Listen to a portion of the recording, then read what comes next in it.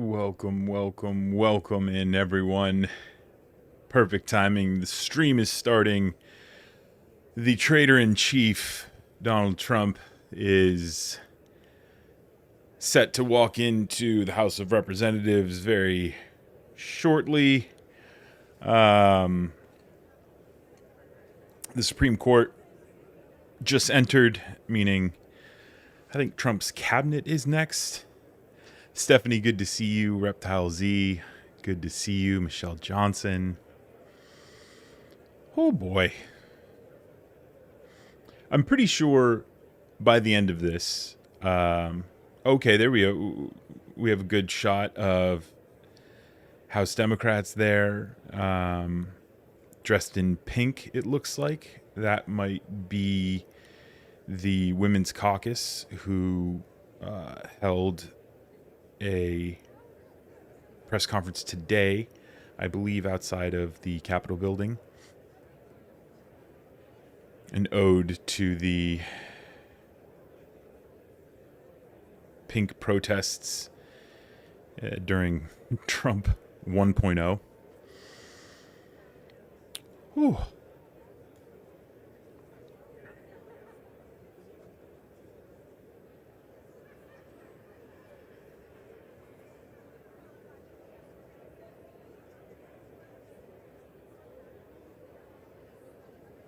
All right, we've got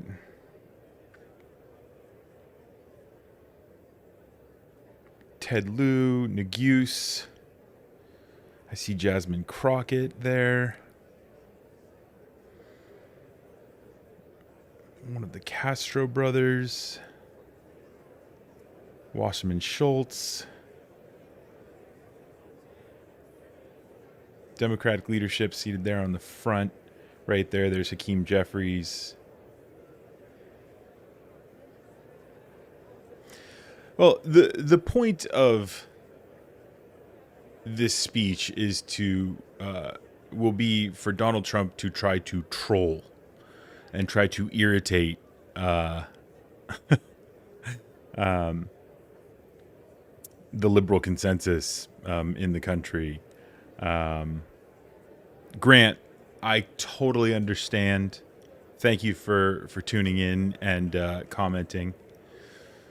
Totally appreciate it. You guys, for all of those who are watching, you're just as masochistic as I am, or you have no idea what you're about to get into over the next 2 hours. Old Joe, dude, I know. I get it. I wanted to come in and to live stream this so that I could have you guys there with me to get through it, because it is going to be incredibly irritating and frustrating to watch. And he is, without a doubt, he is going to try to just get under the skin of all of us, who we know what he's doing. We know that he lies. We know he's a traitor. We know he's been sold to Russia. But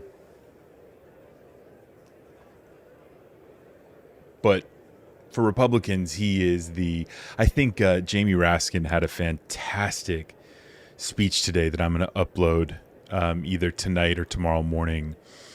And he said that, he went through the hush money payments to Stormy Daniels and the taking of classified documents, and the list goes on and on and on of the laws that Donald Trump broke.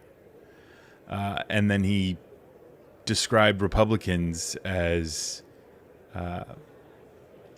he says that to Republicans, he's their Eagle Scout. And I thought that was an apt way to describe how Republicans just think he's the greatest thing since sliced white bread. Because they're racist. You know what I mean?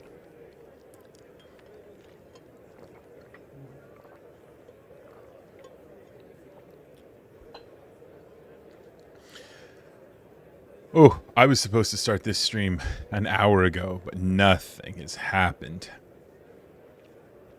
Hey, Stephanie.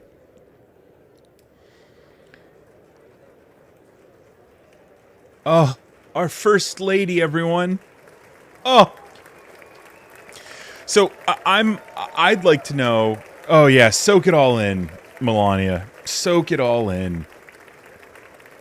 I don't care, do you? I don't care. Be best. I'm here to say to Donald Trump, be best, Donald. We are going to make this country great again, Donald. Yes. So yeah, I hope that Democrats kind of give Donald Trump the UN treatment, where he was laughed at. That would be fan-freaking-tastic if Democrats just laugh at him. Speaker, the President's Cabinet. Here they come. So I'm sure you guys have seen the photos of Marco Rubio during the Zelensky meeting, where he's kind of slunked down into the couch, and he has this look on his face like, oh, and of course he's Marco Rubio's leading the cabinet. Yep. Leading the cabinet down the aisle. It's funny that he's leading the cabinet down the aisle because there were reports that Donald Trump's team, his foreign policy team, they don't even come to him for recommendations, for advice. It's just they make the calls and then he finds out what they're going to do after everyone else has been brought in the loop. And so I'm assuming that after that report dropped, maybe somebody went to Marco Rubio and said, "Oh, Marco, why don't you be the first one out? We care so much about you." Jasmine Crockett sitting next to Melanie Stansberry, who I've made multiple videos of over the past few weeks. She's been fantastic. She actually, Stansberry there, is the co-chair of the Doge committee in Congress, and the chairman is Marjorie Taylor Greene. So there's always something to talk about when it comes to those hearings. Lauren Boebert there, watch your hands. Be careful where you put them.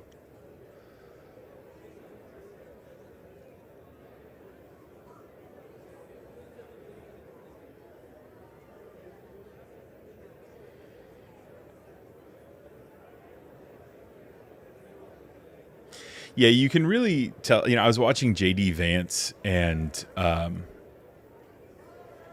Mike Johnson kind of get ready for all of this to happen. They're seated, of course, behind the podium, and you can just tell that there's no real joy in either of them. They're not really happy to be in the positions that they are. And if you really look at these Republicans, you can just see that they're not, like, none of this is genuine. It's all just kind of like the handshakes, the glad handing. It's not. None of this seems genuine to me. Like, none of these people seem real.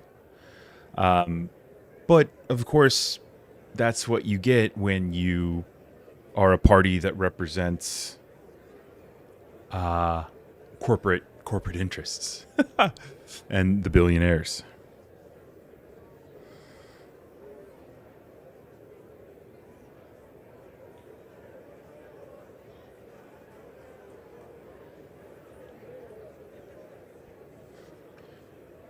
North Korean type respect. Yeah, Grant, that's a great comment.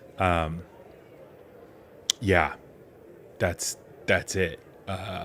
It's the forced smiles.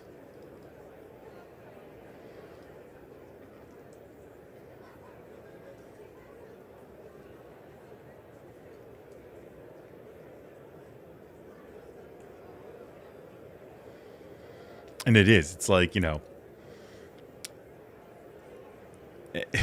whenever someone is on camera in North Korea, slightly off camera, there's like a gun to their head. And that's why in all these interviews with people on the streets and whatnot, it's like, oh, yeah.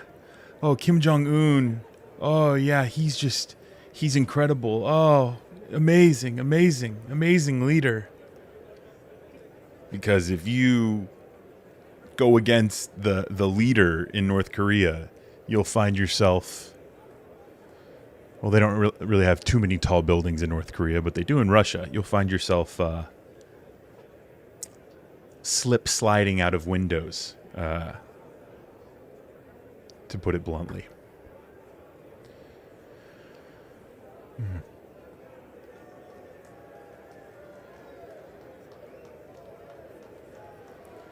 Oh, is that Marge? Bleach blonde? Ooh, there she is. You can see the house lights reflecting off of the back of her head. Oh my goodness.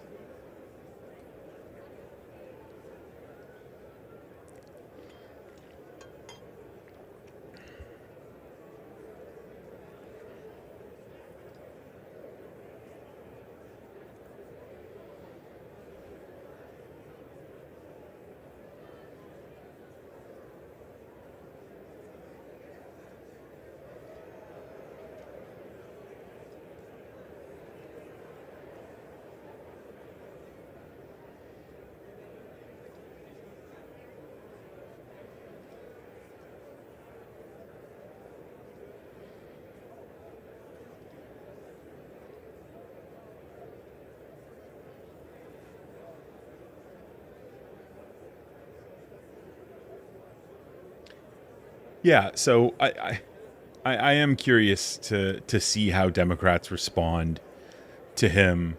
I I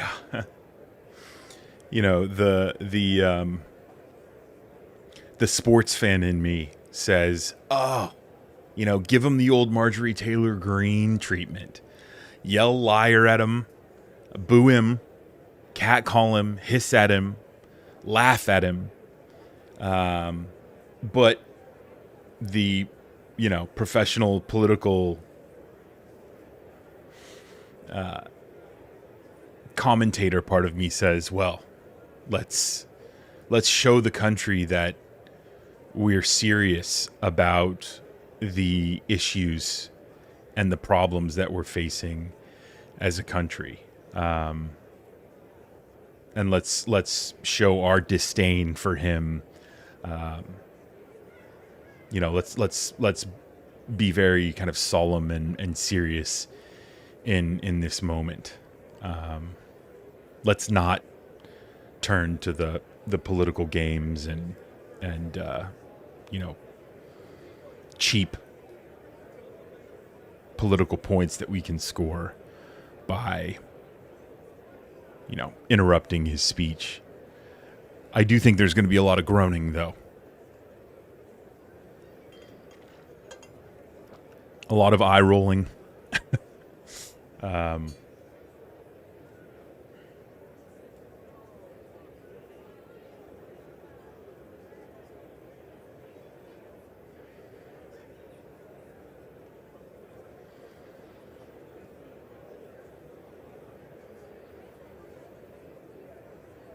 There you go, Marge. Put on your... What is she? It's now a 6-worded hat. Make America great again. Something else. Your made in China hat, Marge. What a fool.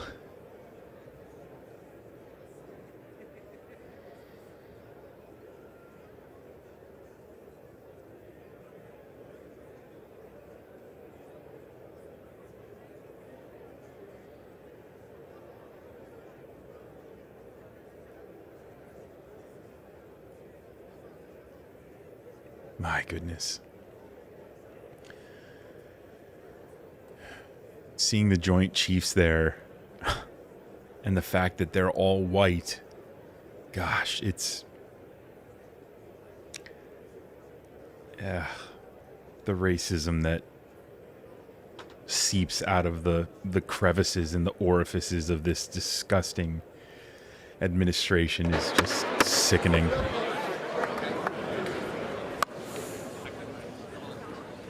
Mr. Speaker, the President of the United States.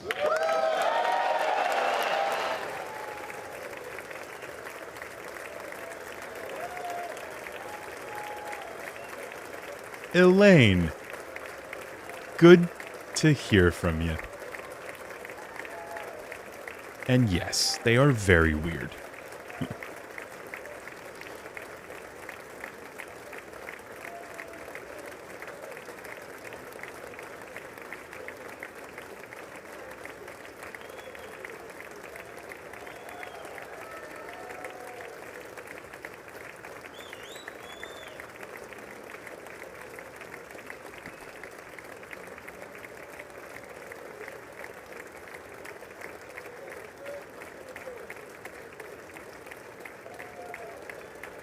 God, he looks terrible. My goodness.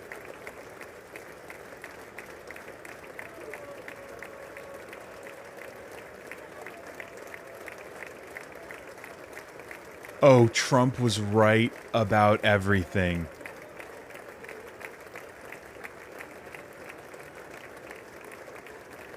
Uh-huh. Yeah. Oh, boy.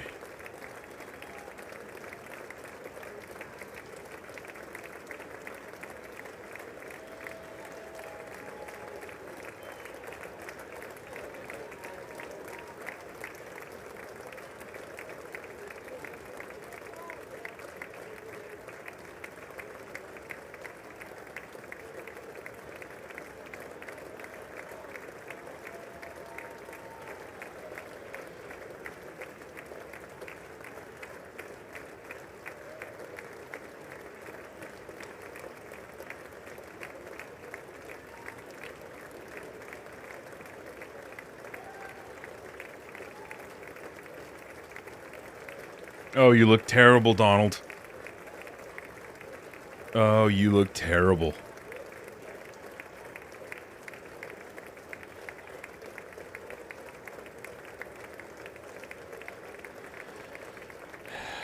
Senate Minority Leadership there, Chuck Schumer. Oh my, look at the daggers that Chuck Schumer is shooting.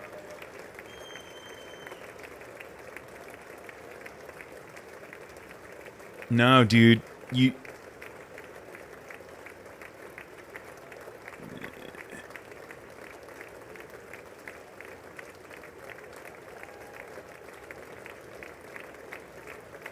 This is weird.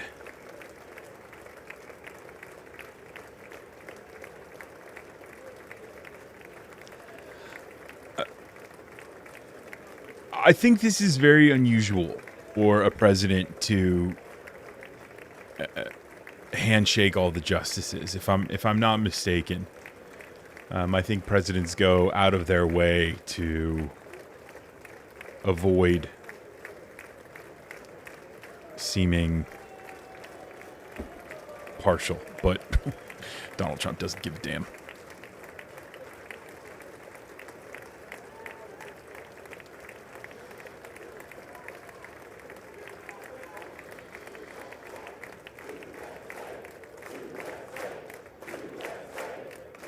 Yeah, okay.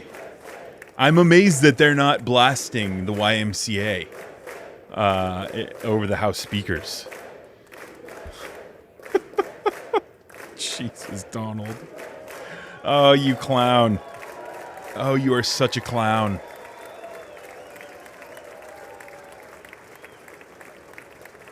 Tweedledee and Tweedledum. There they are.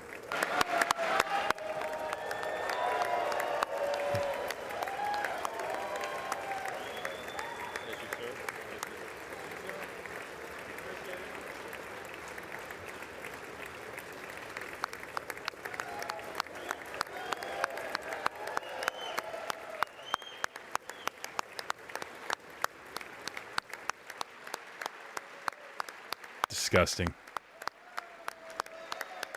Yep.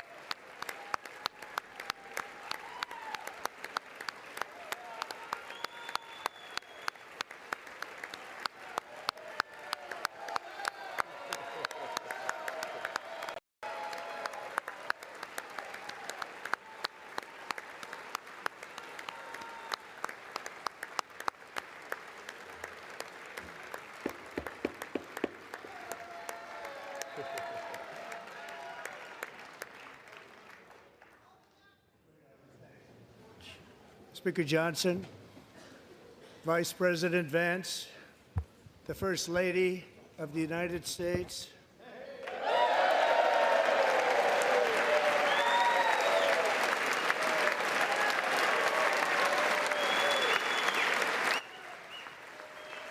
Let's stand for 2.5 minutes for her too, guys.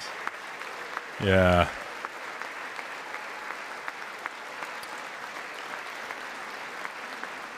Nauseating.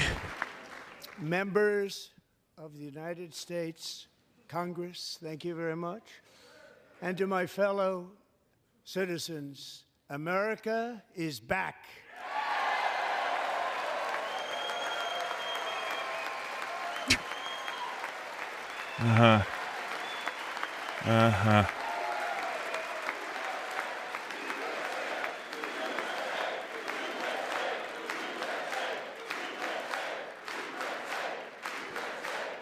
God, it's so cringe. 6 weeks ago, I stood beneath the dome of this Capitol and proclaimed the dawn of the golden age of America. From that moment on, it has been nothing but swift and unrelenting action to usher in the greatest and most successful era in the history of our country. We have accomplished more in 43 days than most administrations accomplished in 4 years or 8 years, and we are just getting started. Yeah, see, this is where the UN would be laughing hysterically at him. Like, bro, what? I got all the trans. There were 10 trans athletes in college sports. I got them out. America's I returned to this back. chamber tonight to report that America's momentum is back, our spirit is back, our pride is back, our confidence is back, and the American dream is surging bigger and better than ever before. Yeah. How's the NASDAQ surging there, Don? The American dream is unstoppable, and our country is on the verge of a comeback, the likes of which the world has never witnessed and perhaps will never witness again. There's never been anything like it. The presidential election of November 5th was a mandate like has not been seen in many decades. We won all 7 swing states, giving us an electoral college victory of 312 votes.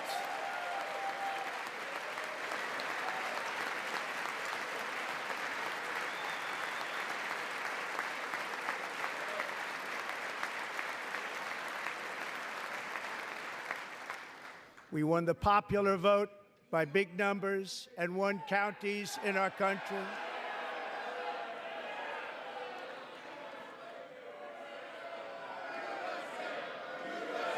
Yep. Yep. Oh, God. Oh, nice. Okay, so it looks like... Is that Representative... And won counties in our country, 2,700 to 525, on a map that reads almost completely red for Republican.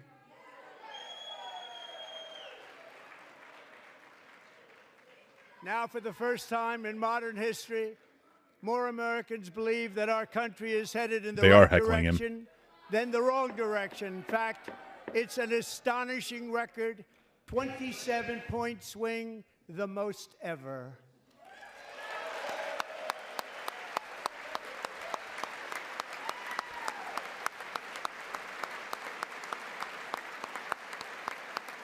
I don't want to get his name wrong. Likewise, small business optimism saw its single largest one-month gain ever recorded. Yeah, he's still heckling him. 1 point. That's awesome. Yeah, that's Al Green. That's Representative Al Green. Yep. Members are directed. Oh, good. Oh, and Marjorie Taylor Greene and Nancy Mace are the ones standing up trying to defend him. That's your warning. Yep, he's gonna have him kick him out. He's going to have him remove him. Yep. Members are engaging in willful and continuing breach of decorum, and the chair is prepared Good. to direct the Sergeant-at-Arms to restore order to the joint session. Yep. Do it. Do it. Do it. Call the Sergeant-at-Arms. Do it.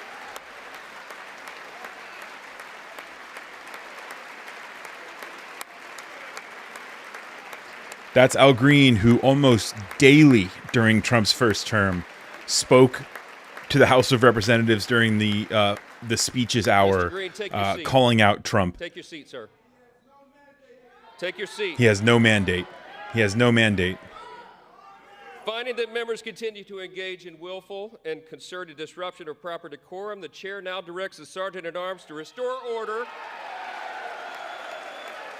Remove this gentleman from the chamber. Yeah. There you go. Cowards.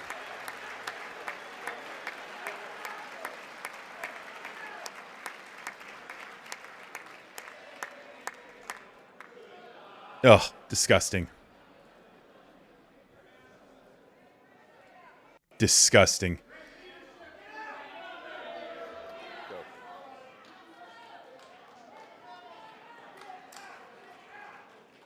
There's Ronnie Jackson, Dr. Pill Popper screaming at him. How disgusting. Oh, the Republican Party. House Republicans are disgusting.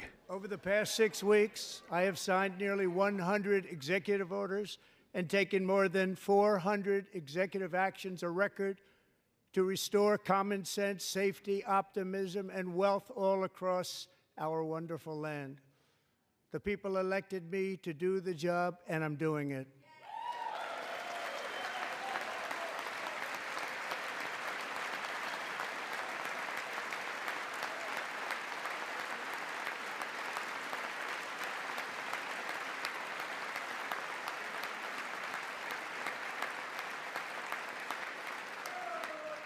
In fact, it has been stated by many that the first month of our presidency, it's our presidency, is the most successful in the history of our nation.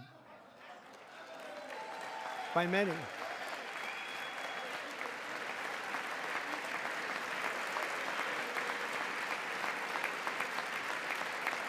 And what makes it even more impressive is that, do you know who number 2 is? George Washington. How about that? How about that? I don't know about that list, but we'll take it.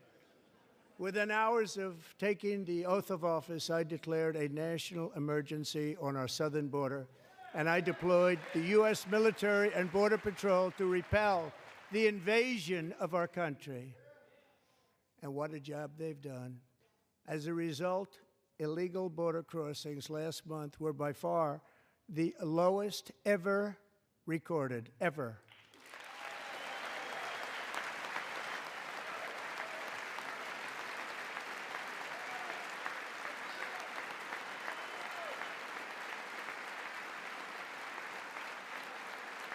They heard my words and they chose not to come. Much easier that way.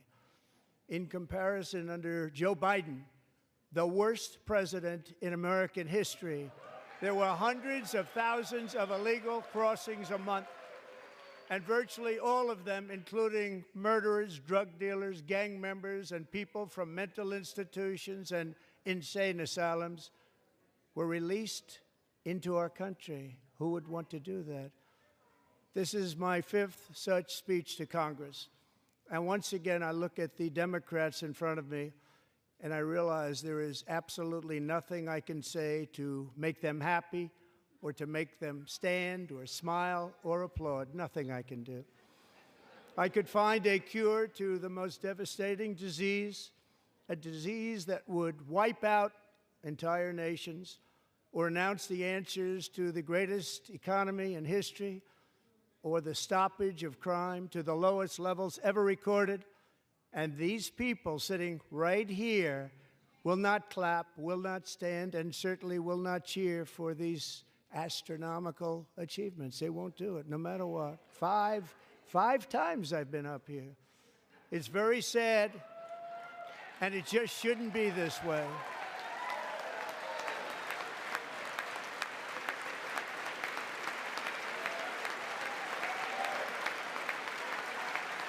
Musk steals, save Medicaid. False. So Democrats sitting before me, for just this one night, why not join us in celebrating so many incredible wins for America? For the good of our nation, let's work together and let's truly make America great again.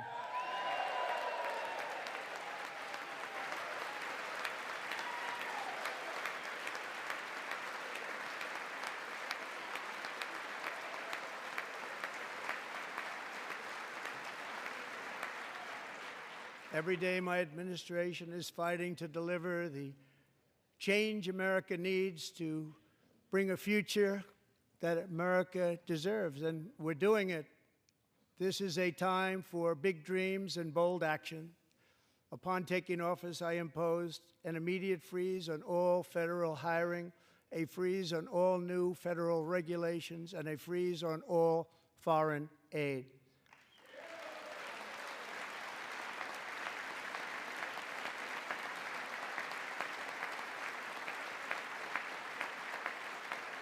I terminated the ridiculous Green New Scam. I withdrew from the unfair Paris Climate Accord, which was costing us trillions of dollars that other countries were not paying. I withdrew from the corrupt World Health Organization.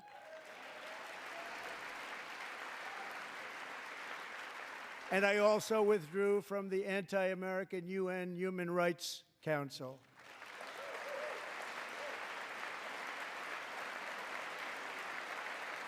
We ended all of Biden's environmental restrictions that were making our country far less safe and totally unaffordable.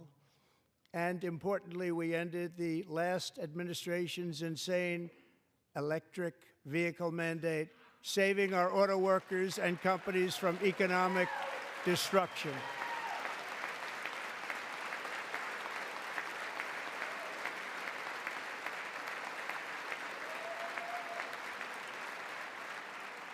To unshackle our economy, I have directed that for every one new regulation, 10 old regulations must be eliminated, just like I did in my very successful first term.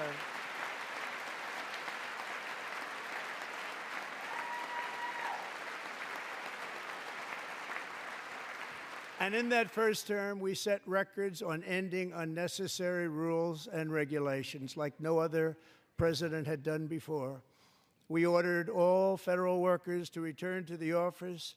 They will either show up for work in person or be removed from their job.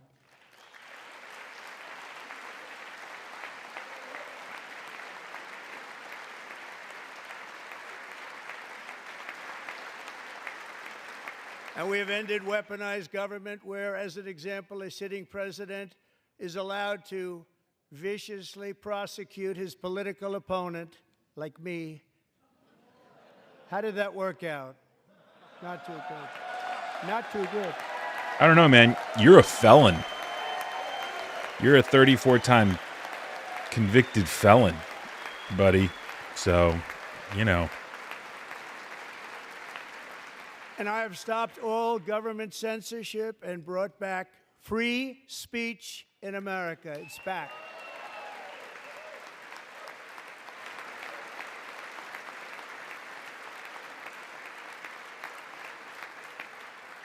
And 2 days ago, I signed an order making English the official language of the United States of America.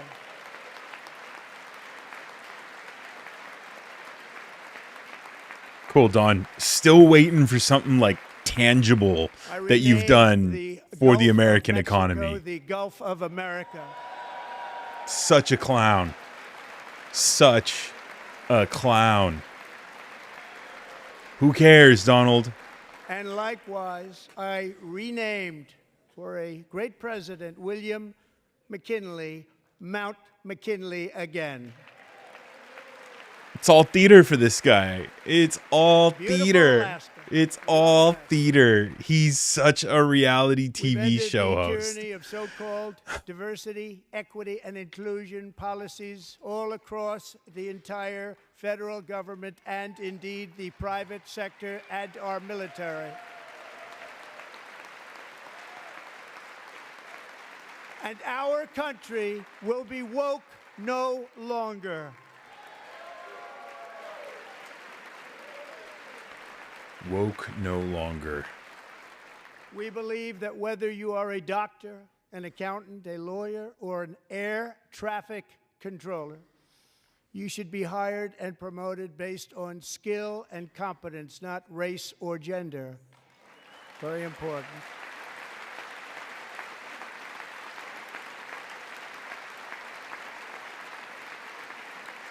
You should be hired based on merit. And the Supreme Court, in a brave and very powerful decision, has allowed us to do so. Thank you. Thank you very much. Thank you. We have removed the poison of critical race theory from our public schools, and I signed an order making it the official policy of the United States government that there are only two genders, male and female.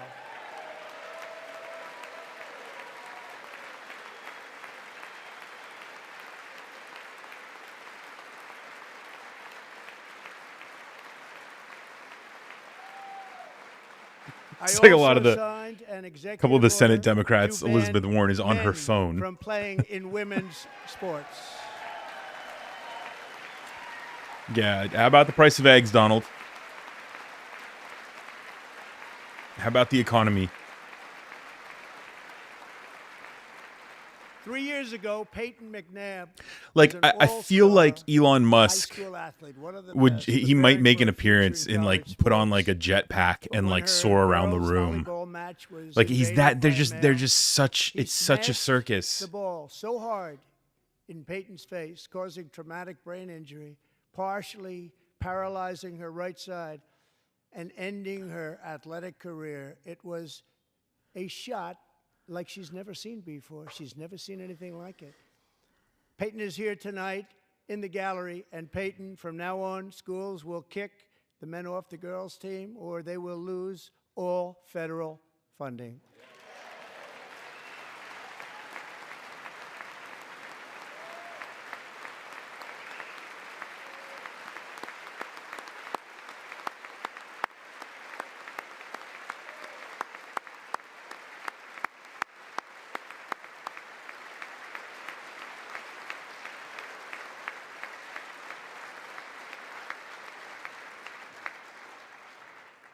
And if you really want to see numbers, just take a look at what happened in the women's boxing, weightlifting, track Oh and my field, God! swimming, I see. This recycling.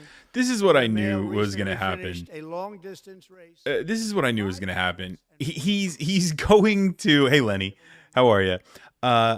He's just using his campaign speech because they're so lazy. He's not. He can't even write a State of the Union speech. This is his campaign speech from the past 4 years.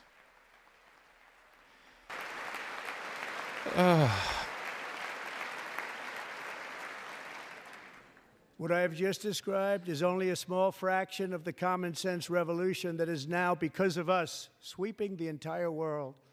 Common sense has become a common theme, and we will never go back. Never. Never going to let that happen. Among my very highest priorities is to rescue our economy and get dramatic and immediate relief to working families. As you know, we inherited from the last administration an economic catastrophe and an inflation nightmare. Their policies drove up energy prices, pushed up grocery costs, and drove the necessities of life out of reach for millions and millions of Americans. They've never had anything like it. We suffered the worst inflation in 48 years, but perhaps even in the history of our country. They're not sure. As president, I'm fighting every day to reverse this damage and make America affordable again. Please clap. Donald. That's your cue. That's your cue, Republicans. Joe Biden especially let the price of eggs get out of control. The egg price There's the is groans. out of control. And we're working hard to get it back down. Secretary, do a good job on that. You inherited a total mess from the previous administration. Do a good job.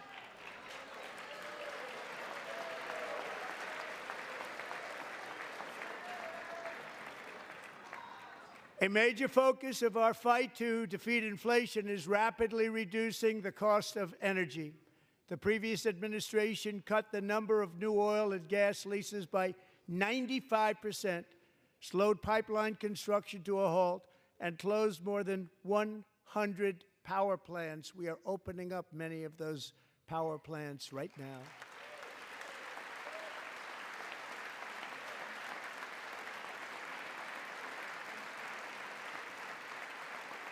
And frankly, we have never seen anything like it.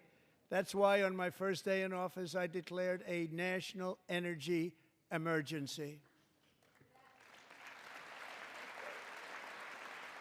As you've heard me say many times, we have more liquid gold under our feet than any nation on earth, and by far. And now I fully authorize the most talented team ever assembled to go and get it. It's called Drill, Baby, Drill.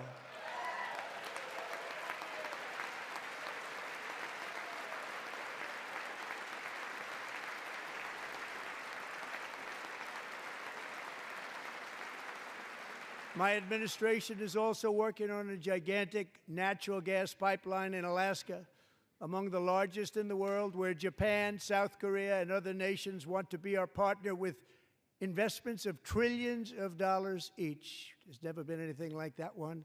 It will be truly spectacular. It's all set to go. The permitting is gotten. And later this week, I will also take historic action to dramatically expand production of critical minerals and rare earths here in the USA.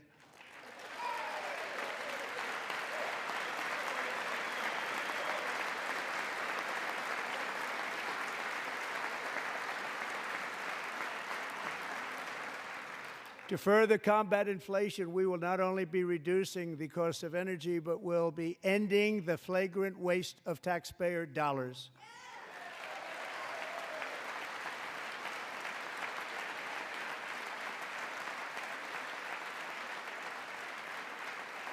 And to that end, I have created the brand new Department of Government Efficiency, GOGE.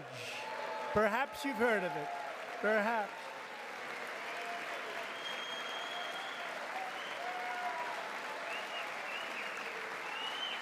Which is headed by Elon Musk, who is in the gallery tonight.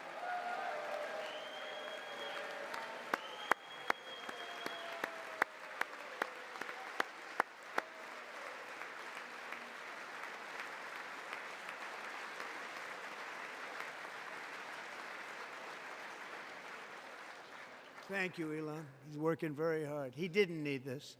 He didn't need this. Thank you very much. We appreciate it. Everybody here, even this side, appreciates it, I believe. They just don't want to admit that. Just listen to some of the appalling waste we have already identified.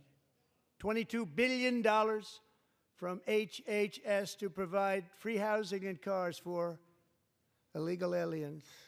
$45 million for diversity, equity, and inclusion scholarships in Burma.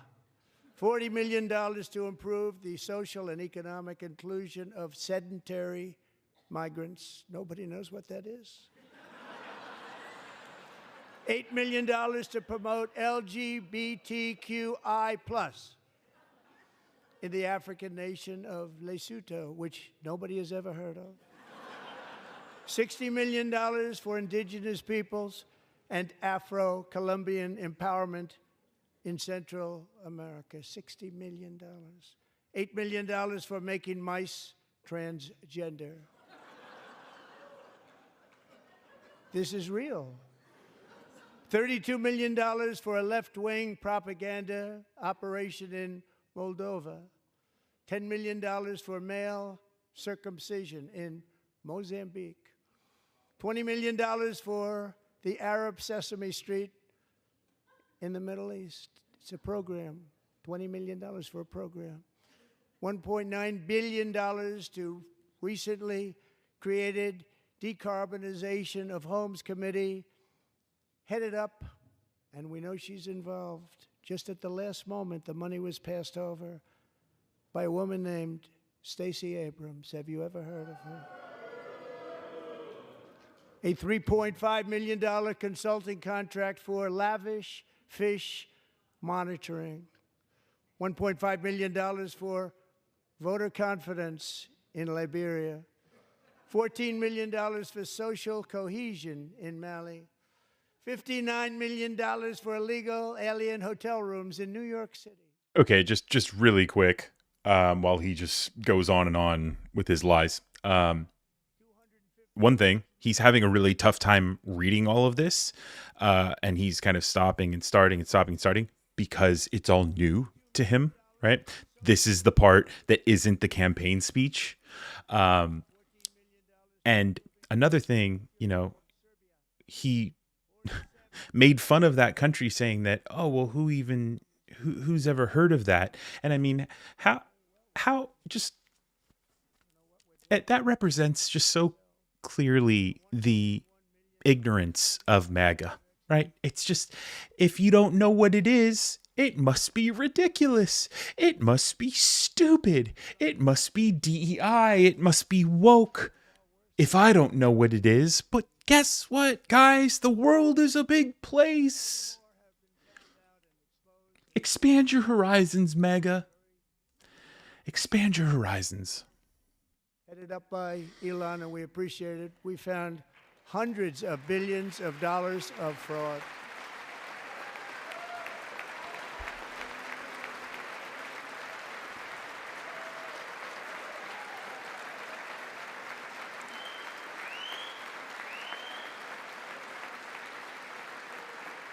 And we've taken back the money and reduced our debt to fight inflation and other things. Taken back a lot of that money. And We other got it things. just in time. This is just the beginning. The Government Accountability Office, a federal government office, has estimated annual fraud of over $500 billion in our nation, and we are working very hard to stop it. We're going to. We're also identifying shocking levels of incompetence and probable fraud in the Social Security program for our seniors, and that our seniors and people that we love rely on. Believe it or not, government databases list 4.7 million Social Security members from people aged 100 to 109 Donald. years old. This again. It lists 3.6 million people from ages 110 to 119. I don't know any of them. I know some people that are rather elderly, but not quite that elderly. 3.47 million people from ages 120 to 129. 3.9 million people from ages 130 to 139. 3.5 million people from ages 140 to 149. And money is being paid to many of them, and we're searching right now. In fact, Pam, good luck. Good luck. You're going to find it.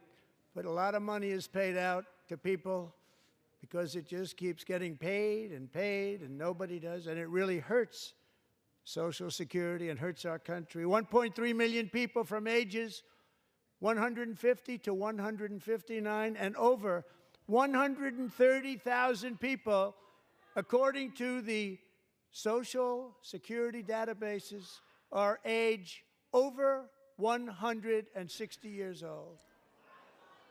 We have a healthier country than I thought, Bobby. It's all a joke. It's all a joke to these guys.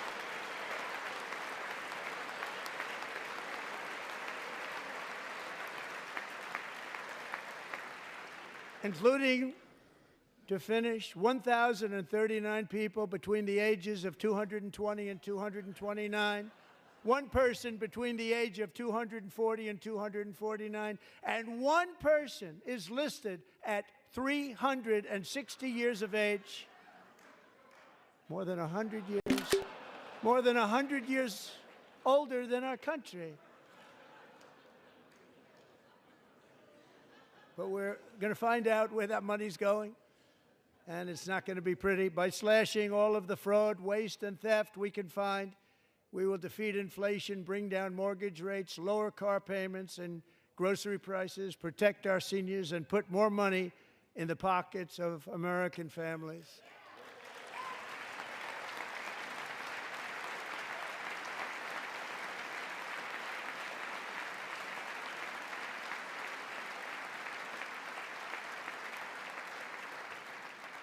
And today, interest rates took a beautiful drop, big, beautiful drop. It's about time.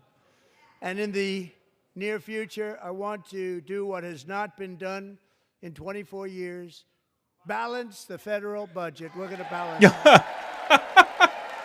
That's the biggest joke of the night, Don. That's the biggest joke of the night. Donald Trump. The guy who added more to the deficit than any other president. Right. With that goal in mind, we have developed in great detail what we are calling the Gold Card, which goes on sale very, very soon. For $5 million, we will allow the most successful job-creating people from all over the world to buy a path to U.S. citizenship. It's like the green card, but better and more sophisticated. And these people will have to pay tax in our country. They won't have to pay tax from where they came. The money that they've made, you wouldn't want to do that, but they have to pay tax, create jobs. They'll also be taking people out of colleges and paying for them so that we can keep them in our country instead of having them being forced out. Number one, at the top school, as an example, being forced out and not being allowed to stay and create tremendous numbers of jobs and great success for a company out there. So while we take out the criminals, killers, traffickers, and child predators who are allowed to enter our country under the open border policy of these people, the Democrats, the Biden administration, the open border insane policies that you've allowed to destroy our country, we will now bring in brilliant, hardworking, job-creating people. They're going to pay a lot of money, and we're going to reduce our debt with that money.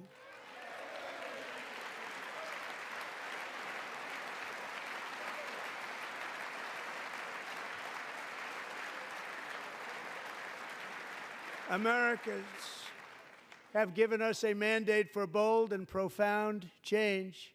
For nearly 100 years, the federal bureaucracy has grown until it has crushed our freedoms, ballooned our deficits, and held back America's potential in every possible way. The nation founded by pioneers and risk-takers now drowns under millions and millions of pages of regulations and debt. Approvals that should take 10 days to get instead take 10 years, 15 years, and even 20 years before you're rejected. Meanwhile, we have hundreds of thousands of federal workers who have not been showing up to work. My administration will reclaim power from this unaccountable bureaucracy, and we will restore true democracy to America again.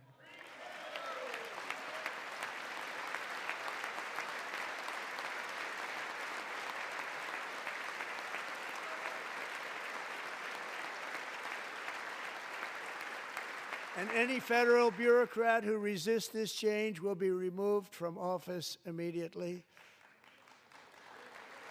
Because we are draining the swamp. It's very simple. And the days of rule by unelected bureaucrats are over.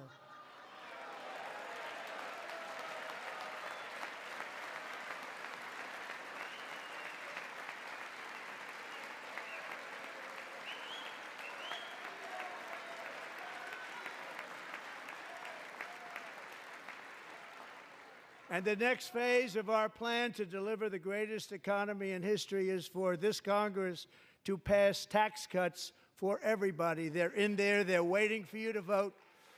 And I'm sure that the people on my right, I don't mean the Republican right, but my right here, I'm sure you're going to vote for those tax cuts, because otherwise I don't believe the people will ever vote you into office. So I'm doing you a big favor by telling you that. But I know this group is going to be voting for the tax.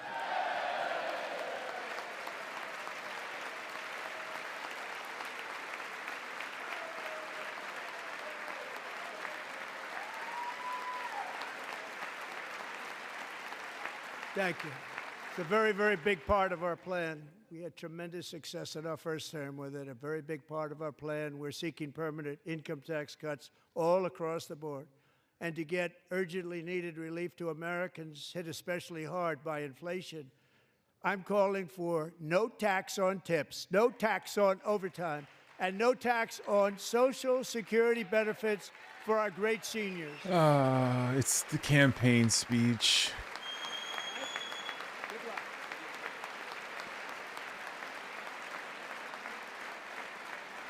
Same old. And I also want to make interest payments on car loans tax deductible, but only if the car is made in America.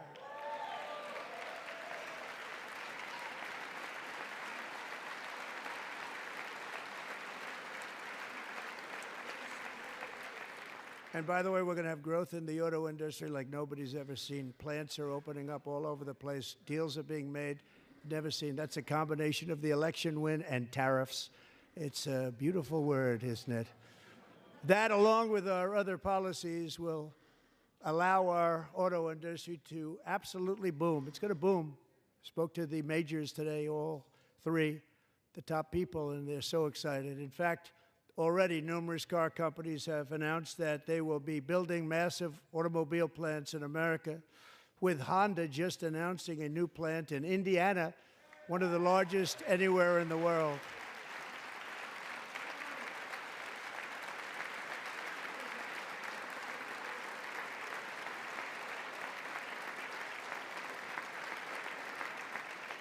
And this has taken place since our great victory on November 5th, a date which will hopefully go down as one of the most important in the history of our country.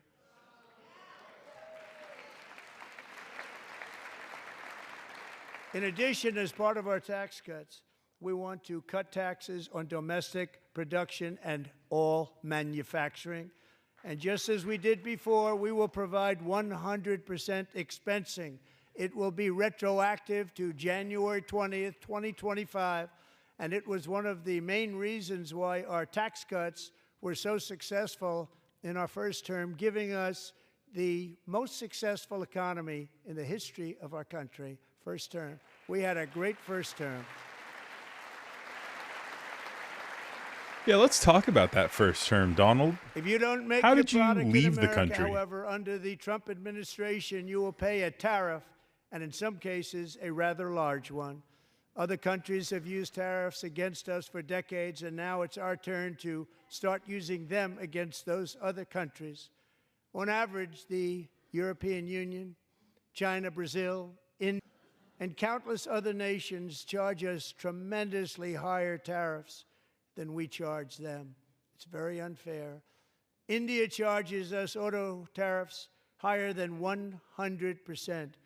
China's average tariff on our products is twice what we charge them. And South Korea's average tariff is 4 times higher. Think of that, 4 times higher. And we give so much help militarily and in so many other ways to South Korea. But that's what happens. This is happening by friend and foe. This system is not fair to the United States and never was. And so on April 2nd, I wanted to make it April 1st, but I didn't want to be accused of April Fool's Day. That's not, just one day cost us a lot of money. But we're going to do it in April. I'm a very superstitious person. April 2nd, reciprocal tariffs kick in. And whatever they tariff us, other countries, we will tariff them. That's reciprocal, back and forth. Whatever they tax us, we will tax them. If they do non-monetary tariffs to keep us out of their market, then we will do non-monetary barriers to keep them out of our market. There's a lot of that, too. They don't even allow us in their market. We will take in trillions and trillions of dollars and create jobs like we have never seen before. So just really quick, right? Like for the example of South Korea, who tariffs auto imports into their country, that's because South Korean, the automotive industry is incredibly important to their economy. And so they have to do whatever they can to prop it up. Trump here is just talking about reciprocal tariffs that is only going to hurt us, the consumer, because the prices of the good is going to go up. But it's not to help any industry here. It's just to retaliate, which is one of the main reasons why these tariffs are just so insane. And I mean, anybody who knows anything about like economics, like it just this blanket way to attack something, it's just so fundamentally flawed and just so ignorant. And that's why I'm seeing a lot of comments about how we're like going right into we're heading into a brick wall. We're heading into a depression. Like, yeah, this guy's insane. And it's very clear that the guardrails that were around him in his first term aren't there anymore. And yeah, this is not going to be pretty. I did it with China and I did it with others, and the Biden administration couldn't do anything about it because there was so much money they couldn't do anything about it. We have been ripped off for decades by nearly every country on earth, and we will not let that happen any longer.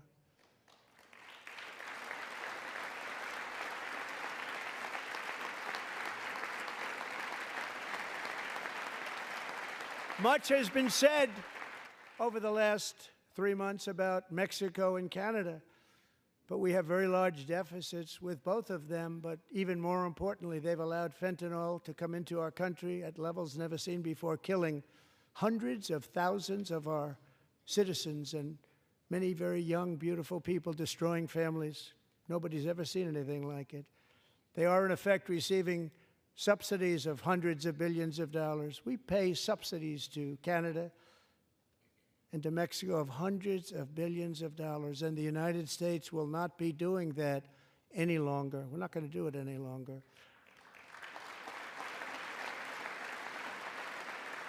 Thanks to our America First policies we're putting into place, we have had $1.7 trillion of new investment in America in just the past few weeks. The combination of the election and our economic policies that people of SoftBank, one of the most brilliant anywhere in the world, announced a $200 billion investment. OpenAI and Oracle, Larry Ellison, announced $500 billion investment, which they wouldn't have done if Kamala had won. Apple announced $500 billion investment. Tim Cook called me. He said, I cannot spend it fast enough. It's going to be much higher than that, I believe. They'll be building their plants here instead of in China. And just yesterday, Taiwan Semiconductor, the biggest in the world, most powerful in the world, has a tremendous amount, 97% of the market, announced a $165 billion investment to build the most powerful chips on earth right here in the USA.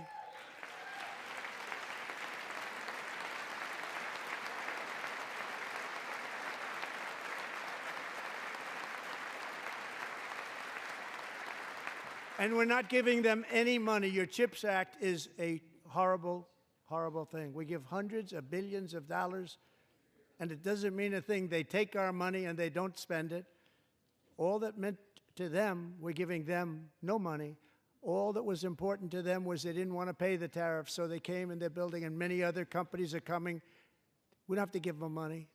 We just want to protect our businesses and our people, and they will come because they won't have to pay tariffs if they build in America. So it's very amazing. You should get rid of the CHIP Act, and whatever's left over, Mr. Speaker, you should use it to reduce debt or any other reason you want to.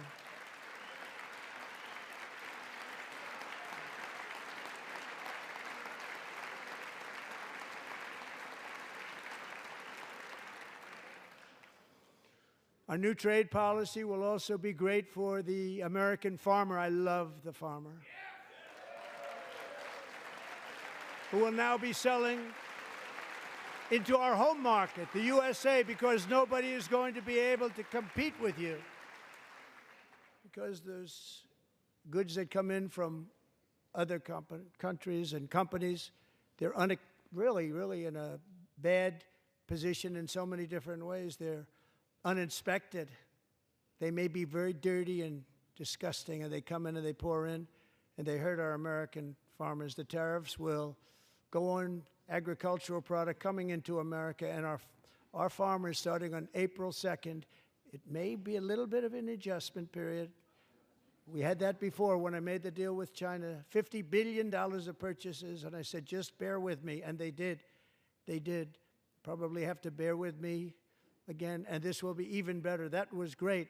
The problem with it was that Biden didn't enforce it. He didn't enforce it. $50 billion of purchases, and we were doing great, but Biden did not enforce it, and it hurt our farmers. But our farmers everything's are gonna have a Biden's field fault day right now. So to our farmers, have a lot of fun. I love you too. I love you too.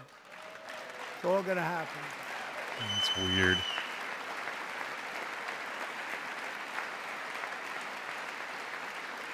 And I have also imposed a 25% tariff on foreign aluminum, copper, lumber, and steel, because if we don't have, as an example, steel and lots of other things, we don't have a military, and frankly, we just won't have a country very long. Here today is a proud American steelworker, fantastic person from Decatur, Alabama, Jeff Denard. Has been working at the same steel plant for 27 years in a job that has allowed him to serve as the captain of his local volunteer fire department, raise 7 children with his beautiful wife, Nicole, and over the years provide a loving home for more than 40 foster children. So great, Jeff.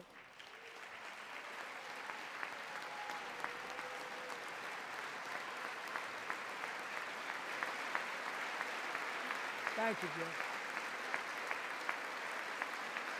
Thank you, Jeff.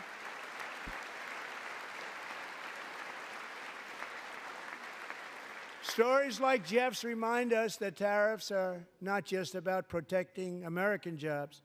They're about protecting the soul of our country. Tariffs are about making America rich again and making America great again, and it's happening, and it will happen rather quickly. There'll be a little disturbance, but we're okay with that. It won't be much. No, you're not. Oh. And look where Biden took us. Very low, the lowest we've ever been. Jeff, I want to thank you very much, and I also want to recognize another person who has devoted herself to foster care community. She works so hard on it. A very loving person, our magnificent First Lady of the United States.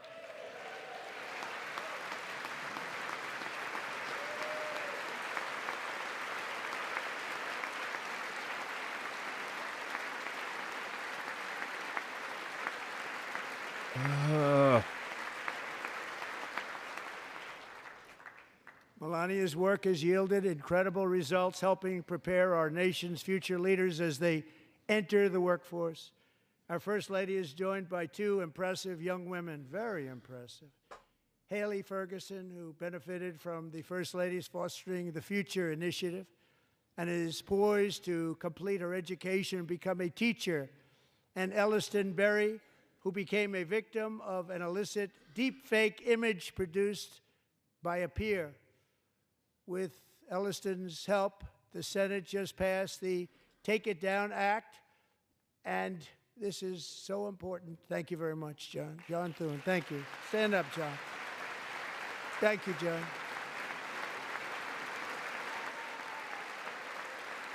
Thank you all very much.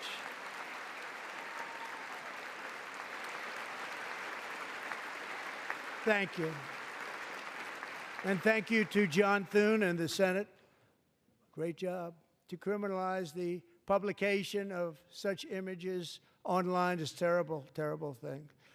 And once it passes the House, I look forward to signing that bill into law. Thank you. And I'm going to use that bill for myself, too, if you don't mind. Because nobody gets treated worse than I do online. Nobody. That's great. Thank you very much to the Senate. Thank you. But if we truly care about protecting Americans' children, no step is more crucial than securing America's borders. Over the past 4 years, 21 million people poured into the United States. Many of them were murderers, human traffickers, gang members, and other criminals from the streets of dangerous cities all throughout the world. Because of Joe Biden's insane and very dangerous open border policies, they are now strongly embedded in our country, but we are getting them out and getting them out fast.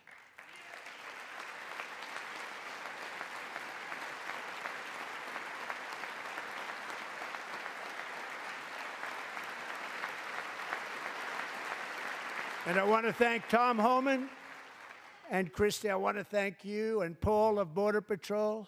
I want to thank you. What a job they've all done. Everybody, Border Patrol, ICE, law enforcement in general is incredible. We have to take care of our law enforcement. Have to.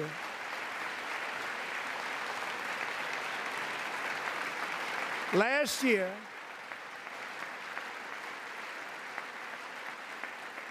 a brilliant 22-year-old nursing student named Laken Riley, the best in her class, admired by everybody, went out for a jog on the campus of the University of Georgia. That morning, Laken was viciously attacked, assaulted, beaten, brutalized, and horrifically murdered. Laken was stolen from us by a savage illegal alien gang member who was arrested while trespassing across Biden's open southern border and then set loose into the United States under the heartless policies of that failed administration. It was indeed a failed administration. He had then been arrested and released in a Democrat-run sanctuary city, a disaster, before ending the life of this beautiful young angel. Okay. Okay, Donald. We've heard this story over and over and over again. I do want to point out how extraordinary it is that Trump has attacked President Biden multiple times, calling him the worst president in the history of the country, saying he's a total disaster. Just all respect for the oath of for the office that he holds is out the window with this sloppy pig. And that's truly, I think, going to be one of the things that a lot of analysts are going to be talking about after the speech, is just his inability to act accordingly. I mean, and look, I know it's Donald Trump, but the State of the Union, I think if we go back throughout his first 4 years, I think we'll see that he kind of tried at least a little bit to like have some semblance of normalcy and respect. But this is a whole other level. It's pathetic is really what it is. Okay, he's still honoring Laken Riley and the family, which he's done thousands of times. And let's see where we are. Since taking office, my administration has launched the most sweeping border and immigration crackdown in American history, and we quickly achieved the lowest numbers of illegal border crossers ever recorded. Thank you.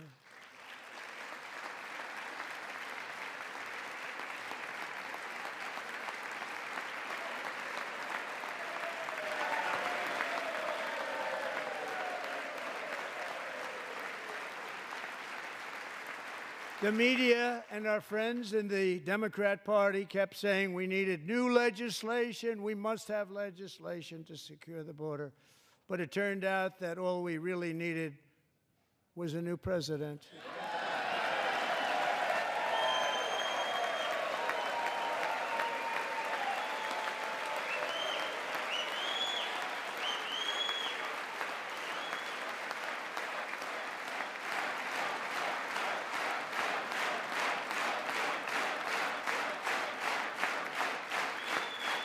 Thank you. Joe Biden didn't just open our borders, he flew illegal aliens over them to overwhelm our schools, hospitals, and communities throughout the country. Entire towns like Aurora, Colorado, and Springfield, Ohio, buckled under the weight of the migrant occupation and corruption like nobody's ever seen before. Beautiful towns destroyed. Now, just as I promised in my inaugural address, we are achieving the great liberation of America.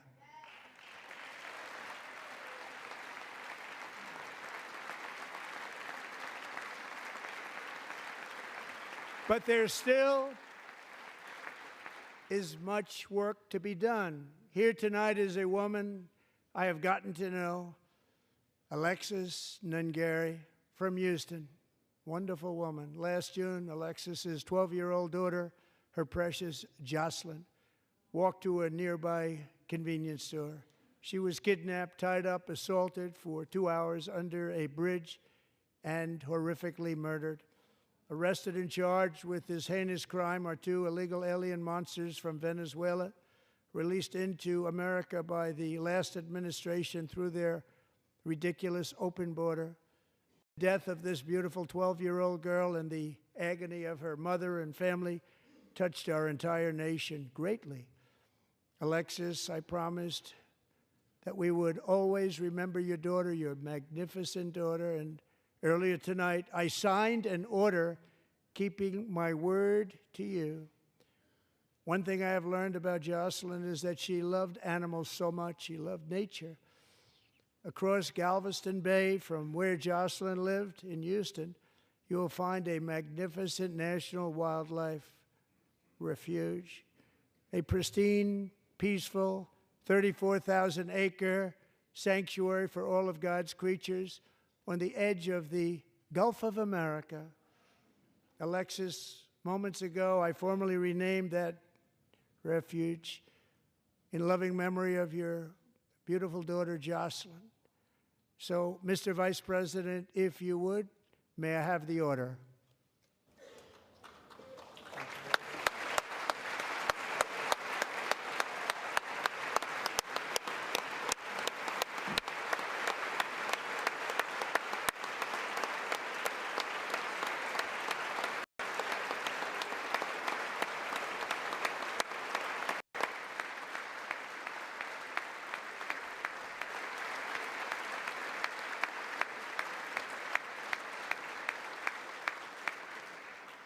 Thank you very much.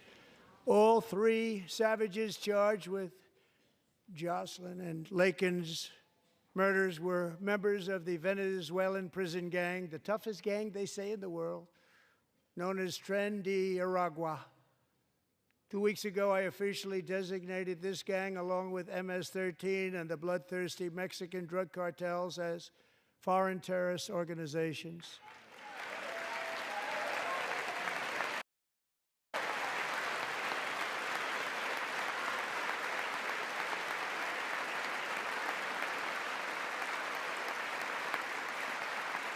Our borders, he flew illegal aliens. They are now officially in the same category as ISIS, and that's not good for them. Countless thousands of these terrorists were welcomed into the U.S. by the Biden administration. But now every last one will be rounded up and forcibly removed from our country, or, if they're too dangerous, put in jails, standing trial in this country, because we don't want them to come back ever. With us this evening is a warrior on the front lines of that battle, Border Patrol Agent Roberto Ortiz. Great guy.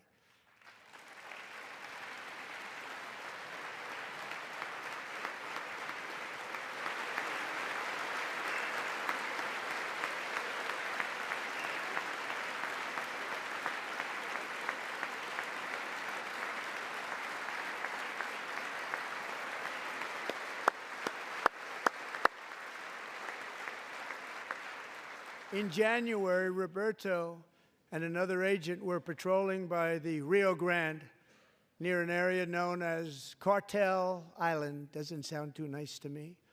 When heavily armed gunmen started shooting at them, Roberto saw that his partner was totally exposed, at great danger, and he leapt into action, returning fire and providing crucial seconds for his fellow agent to seek safe.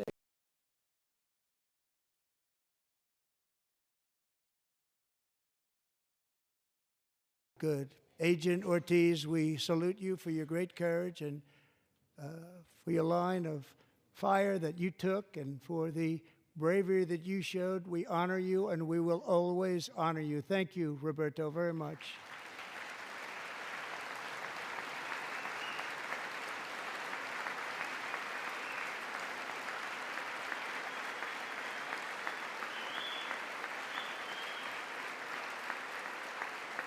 Thank you, Roberto. And I actually got to know him on my many calls to the border. He's a great gentleman.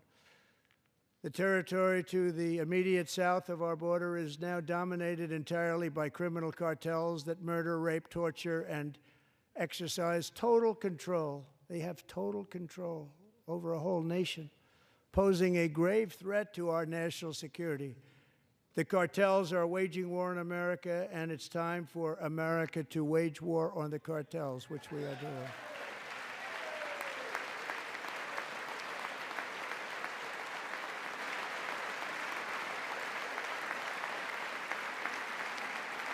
Five nights ago, Mexican authorities, because of our tariff policies being imposed on them, think of this, handed over to us 29 of the biggest cartel leaders in their country. That has never happened before. They want to make us happy.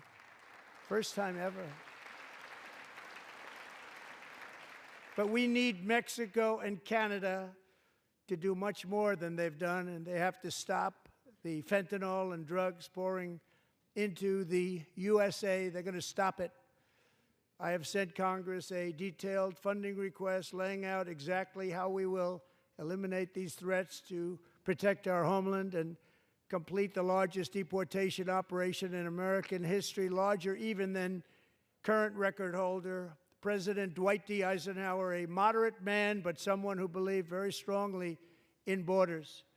Americans expect Congress to send me this funding without delay so I can sign it into law. So, Mr. Speaker, John Thune, both of you, I hope you're going to be able to do that, Mr. Speaker. Thank you.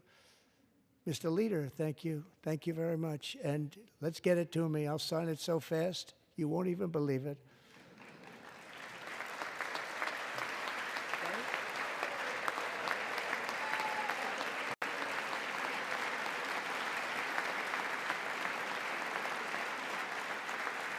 And as we reclaim our sovereignty, we must also bring back law and order to our cities and towns. Yeah, back the blue, right, Don?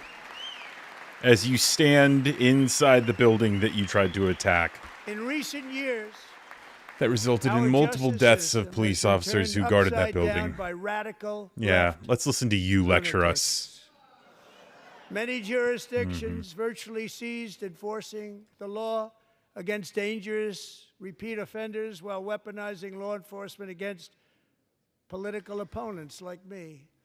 My administration has acted swiftly and decisively to restore fair, equal, and impartial justice under the constitutional rule of law, starting at the FBI and the DOJ. Pam, good luck.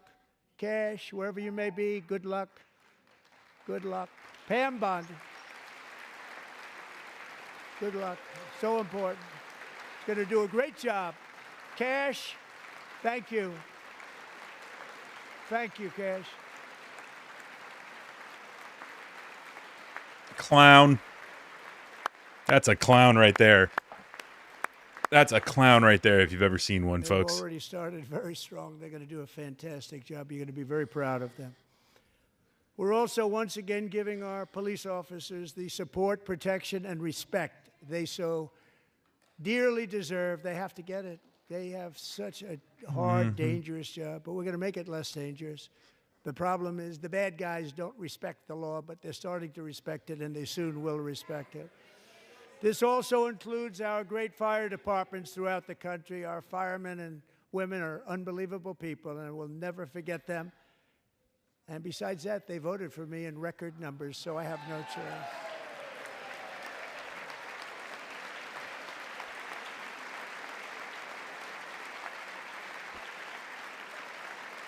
One year ago this month, 31-year-old New York police officer Jonathan Diller, unbelievably wonderful person and a great officer, was gunned down at a traffic stop on Long Island. I went to his funeral. The vicious criminal charged with his murder had 21 prior arrests, and they were rough arrests, too. He was a real bad one. The thug in the seat next to him had 14 prior arrests and went by the name of Killer. He was Killer. He killed other people, they say, a lot of them. I attended Officer Diller's service, and when I met his wife and one-year-old son, Ryan, it was very inspirational, actually. His widow's name is Stephanie, and she is here tonight. Stephanie, thank you very much, Stephanie. Thank you very much.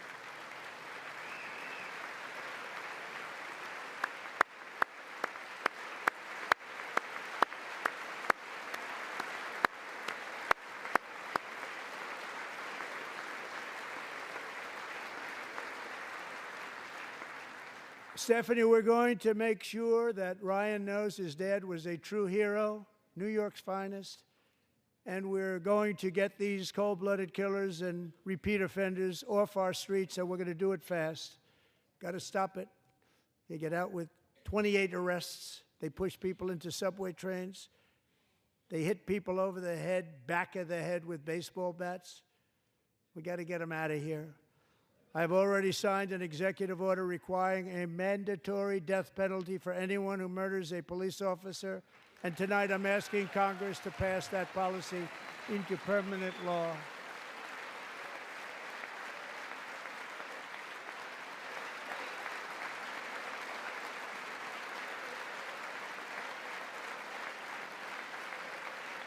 I'm also asking for a new crime bill getting tough on repeat offenders while enhancing protections for America's police officers so they can do their jobs without fear of their lives being totally destroyed.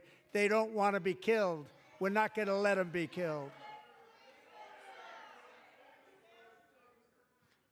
Joining us in the gallery tonight is a young man who truly loves our police.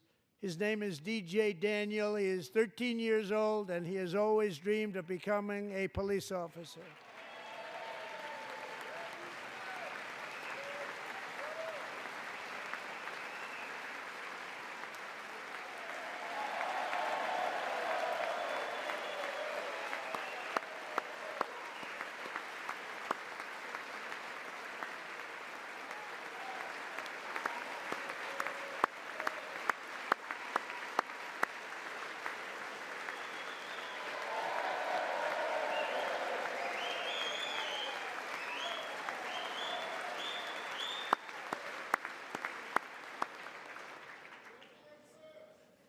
But in 2018, DJ was diagnosed with brain cancer. The doctors gave him 5 months at most to live. That was more than 6 years ago.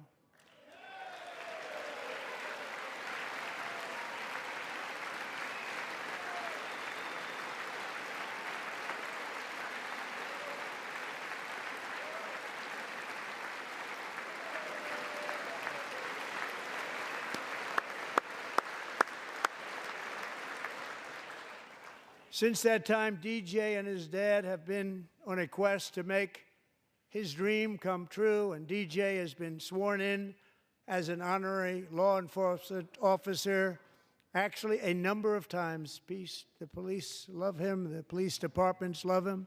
And tonight, DJ, we're going to do you the biggest honor of them all. I am asking our new Secret Service Director, Sean Curran, to officially make you an agent of the United States Secret Service.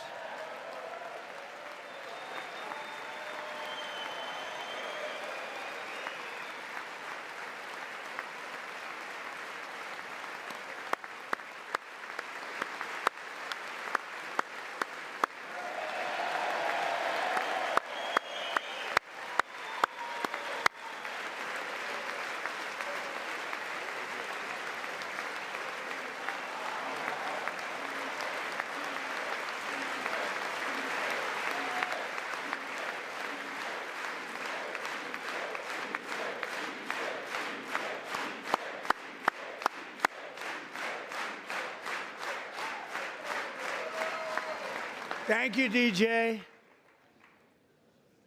DJ's doctors believe his cancer likely came from a chemical he was exposed to when he was younger. Since 1975, rates of child cancer have increased by more than 40%. Reversing this trend is one of the top priorities for our new presidential commission to make America healthy again, chaired by our new Secretary of Health and Human Services, Robert F. Kennedy, Jr.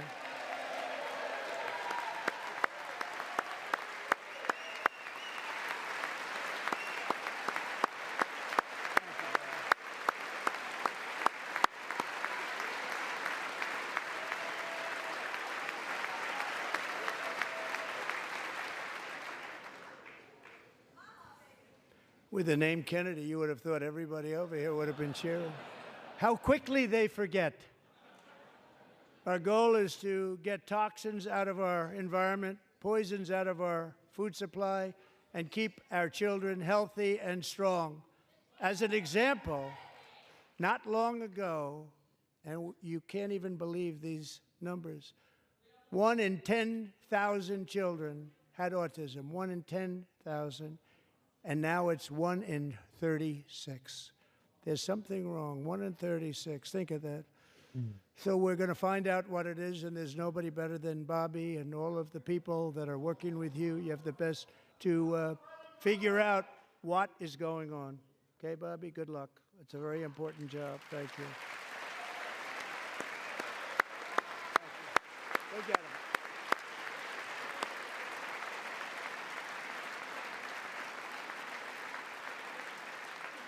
Thank you. My administration is also working to protect our children from toxic ideologies in our schools. A few years ago, January Littlejohn and her husband discovered that their daughter's school had secretly socially transitioned their 13-year-old little girl. Teachers and administrators conspired to deceive January and her husband while encouraging her daughter to use a new name and pronouns.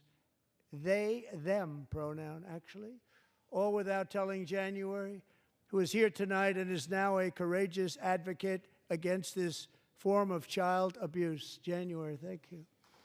Thank you. Thank you very much.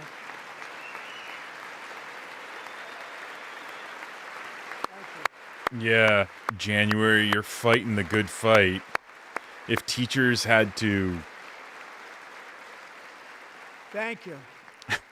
Stories like this are keep why from shortly you after that taking office, I signed an executive order banning your child public schools from wanted indoctrinating our something, children with transgender ideology. they I mean, we need some context here with that story. I also signed an order to cut off all taxpayer funding to any institution that engages in the sexual mutilation of our youth.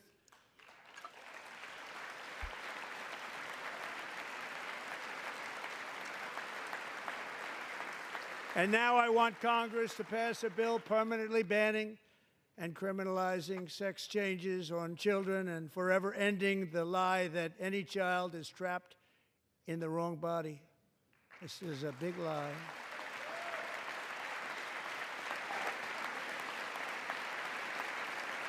And our message to every child in America is that you are perfect exactly the way God made you.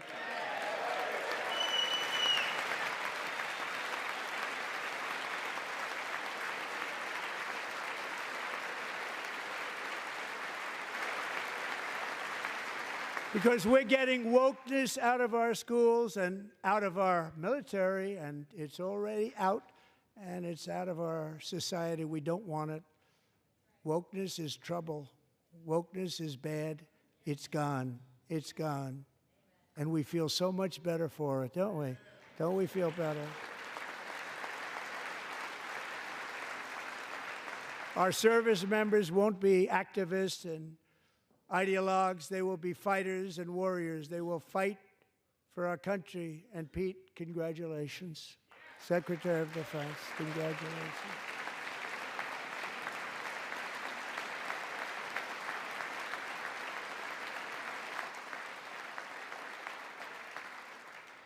And he's not big into the woke movement, I can tell you. I know him well. I am pleased to report that in January, the U.S. Army had its single best recruiting month in 15 years, and that all armed services are having among the best recruiting results ever in the history of our services. What a difference.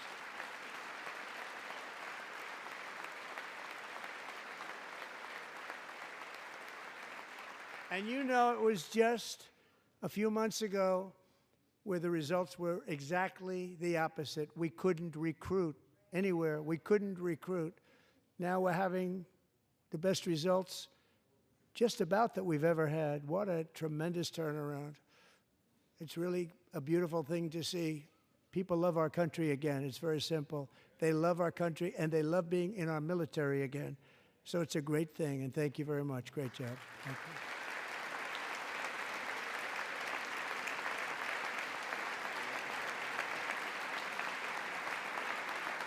We're joined tonight by a young man, Jason Hartley, who knows the weight of that call of duty.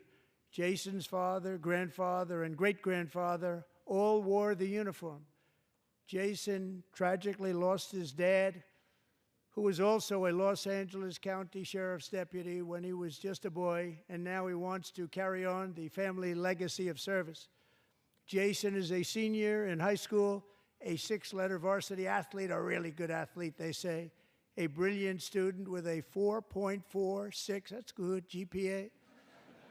And his greatest dream is to attend the U.S.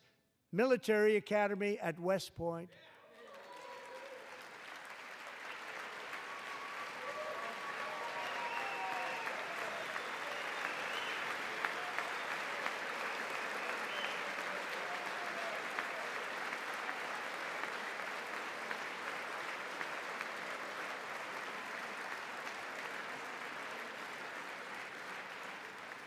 And Jason, that's a very big deal getting in. That's a hard one to get into. But I'm pleased to inform you that your application has been accepted.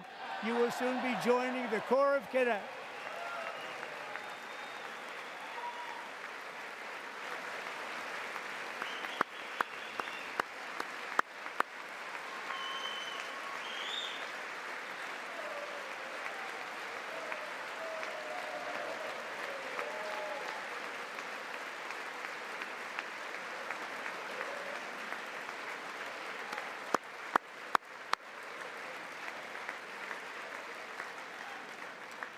Thank you.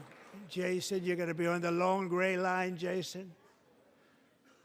As Commander-in-Chief, my focus is on building the most powerful military of the future.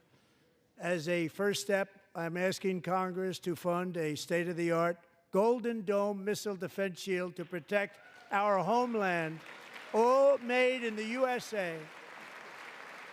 Oh, Golden Dome. Gold card he's selling for $5 million. The gold missile dome. Wanted to do it long ago, but the technology just wasn't there, not even close. But now we have the technology. It's incredible, actually. And other places, they have it. Israel has it. Other places have it. And the United States should have it too, right, Tim, right?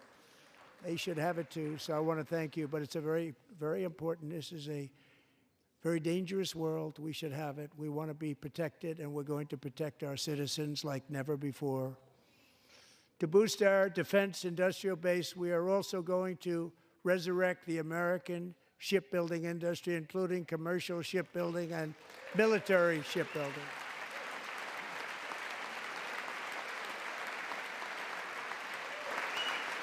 And for that purpose, I am announcing tonight that we will create a new Office of Shipbuilding in the White House and offer special tax incentives to bring this industry home to America where it belongs. We used to make so many ships. We don't make them anymore very much, but we're going to make them very fast, very soon. It will have a huge impact. To further enhance our national security, my administration will be reclaiming the Panama Canal, and we've already started doing it.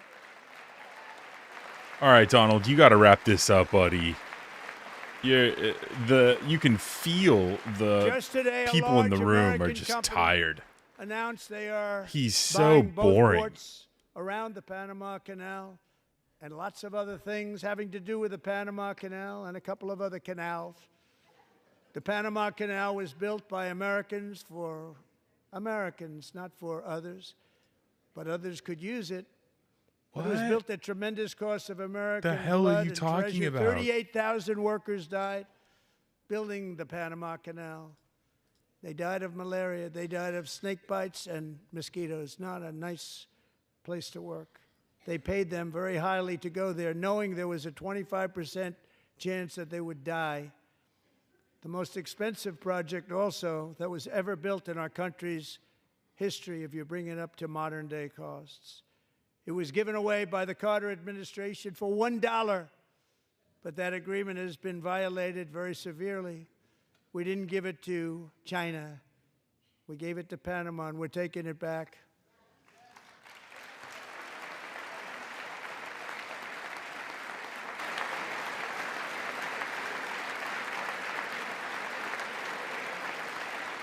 Yeah, and I mean, what And we have substantive Marco qualities have we Rubio heard? in charge. Good luck, Marco. What have we heard Now, that we is know who actually going to blame help if Americans? anything goes wrong. Marco's been amazing, and he's going to do a great job. Think of it. He got 100 votes.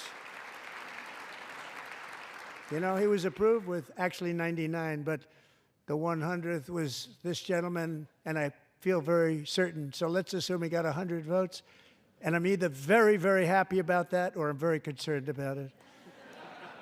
But he's already proven. I mean, he's a great gentleman. He's respected by everybody, and we appreciate you voting for Marco. He's going to do a fantastic job. Thank you. Thank you. He's doing a great job. Great job. And I also have a message tonight for the incredible people of Greenland. We strongly support your right to determine your own future.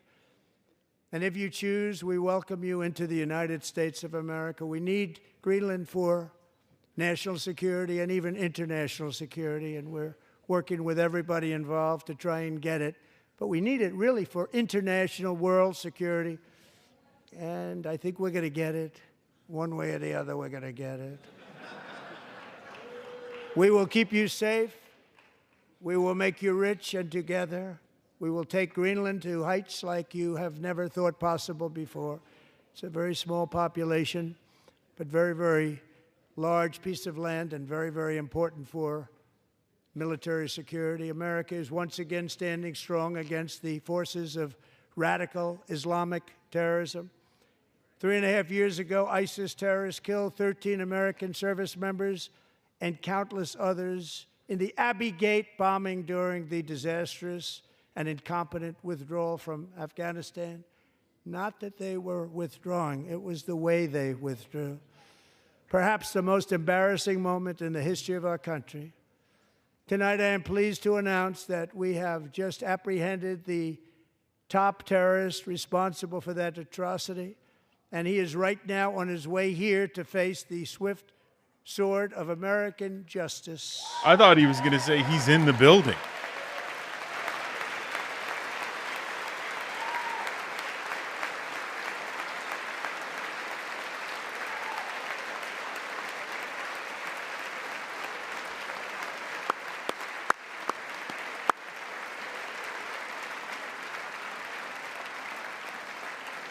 And I want to thank especially the government of Pakistan for helping arrest this monster. This was a very momentous day for those 13 families who I actually got to know very well, most of them, whose children were murdered, and the many people that were so badly, over 42 people, so badly injured on that fateful day in Afghanistan. What a horrible day. Such incompetence was shown that when Putin saw what happened, I guess he said, wow, maybe this is my chance. That's how bad it was. Should have never happened. Grossly incompetent people. I spoke to many of the parents and loved ones, and they're all in our hearts tonight. Just spoke to them on the phone. We had a big call.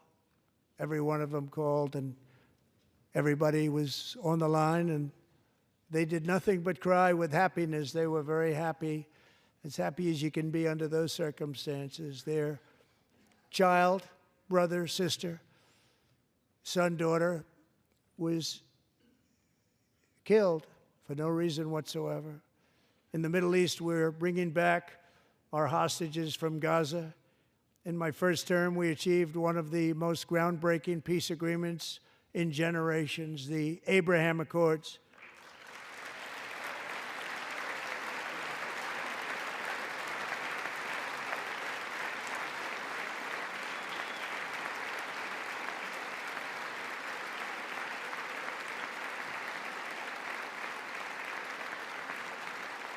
And now we're going to build on that foundation to create a more peaceful and prosperous future for the entire region. A lot of things are happening in the Middle East. People have been talking about that so much lately with everything going on with Ukraine and Russia. But a lot of things are happening in the Middle East. It's a rough neighborhood, actually. I'm also working tirelessly to end the savage conflict in Ukraine. Millions of Ukrainians and Russians have been needlessly killed or wounded in this horrific and brutal conflict with no end in sight. The United States has sent hundreds of billions of dollars to support Ukraine's defense with no security, with no anything.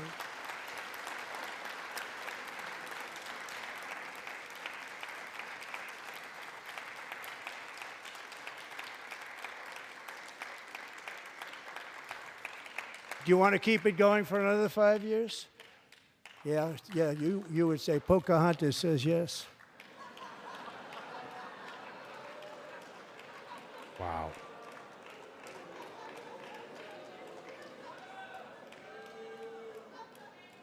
$2,000 people are being killed every single week. More than that. They're Russian young people. They're Ukrainian young people. They're not Americans. But I want it to stop. Meanwhile, Europe has sadly spent more money buying Russian oil and gas than they have spent on defending Ukraine, by far. Think of that. They've spent more buying Russian oil and gas than they have defending. And we've spent perhaps $350 billion, like taking candy from a baby. That's what happened. And they've spent $100 billion. What a difference that is. And we have an ocean separating us, and they don't. But we're getting along very well with them, and lots of good things are happening.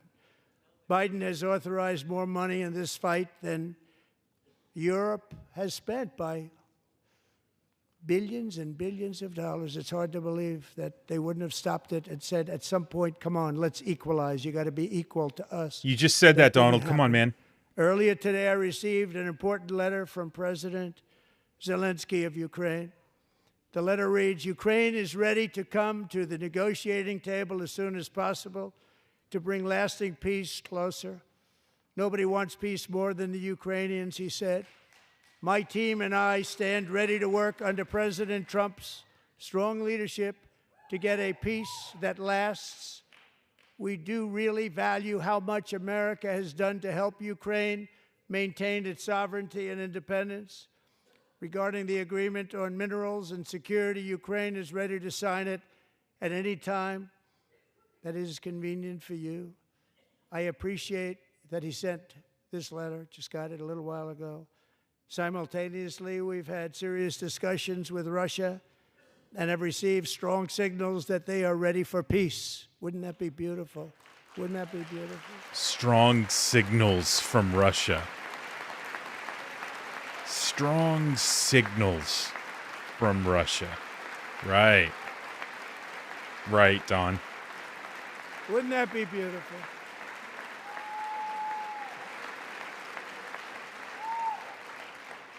It's time to stop this madness. It's time to halt the killing.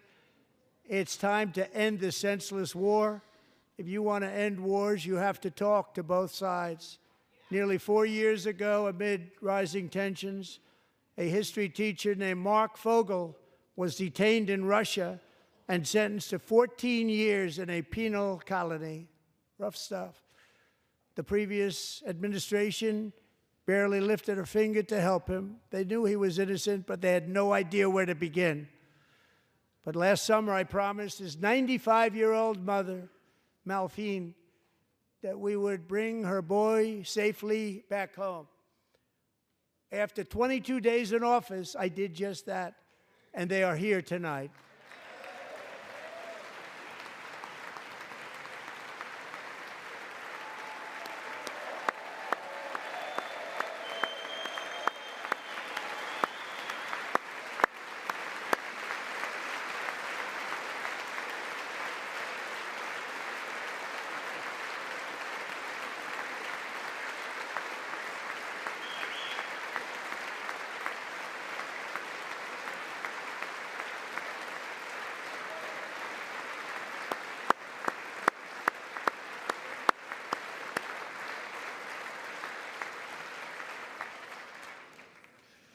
To Mark and his great mom, we are delighted to have you safe and sound and with us. As fate would have it, Mark Fogel was born in a small rural town in Butler, Pennsylvania. Have you heard of it? Where his mother has lived for the past 78 years. I just happened to go there last July 13th for a rally. That was not pleasant. And that is where I met his beautiful mom right before I walked onto that stage. And I told her I would not forget what she said about her son. And I never did I? Never forgot. Less than 10 minutes later, at that same rally, gunfire rang out, and a sick and deranged assassin unloaded 8 bullets from his sniper's perch into a crowd of many thousands of people. My life was saved by a fraction of an inch, but some were not so lucky. Corey Comparator was a firefighter, a veteran, a Christian, a husband, a devoted father, and above all, a protector. When the sound of gunshots pierced the air, it was a horrible sound. Corey knew instantly what it was and what to do.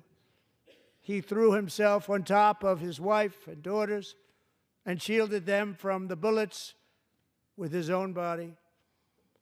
Corey was hit really hard. You know the story from there. He sacrificed his life to save theirs. 2 others, very fine people, were also seriously hit. But thankfully, with the help of 2 great country doctors, we thought they were gone, and they were saved. So those doctors had great talent. We're joined by Corey's wife, Helen, who was his high school sweetheart, and their 2 beloved daughters, Allison and Kaylee. Thank you.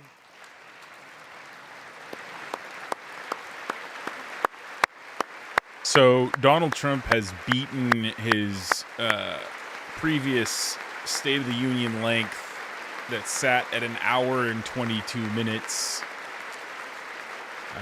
He is now past that and Bill Clinton's modern record of 1 hour and 28 minutes. It's a long night.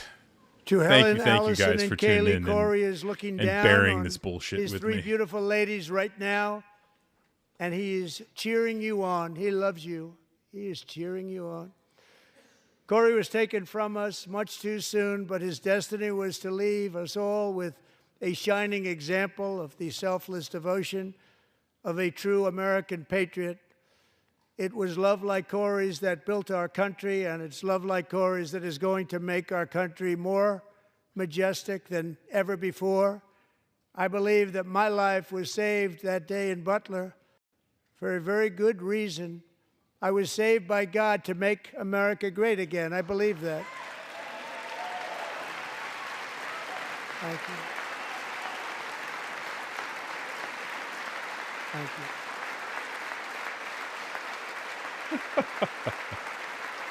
Oh, Donald.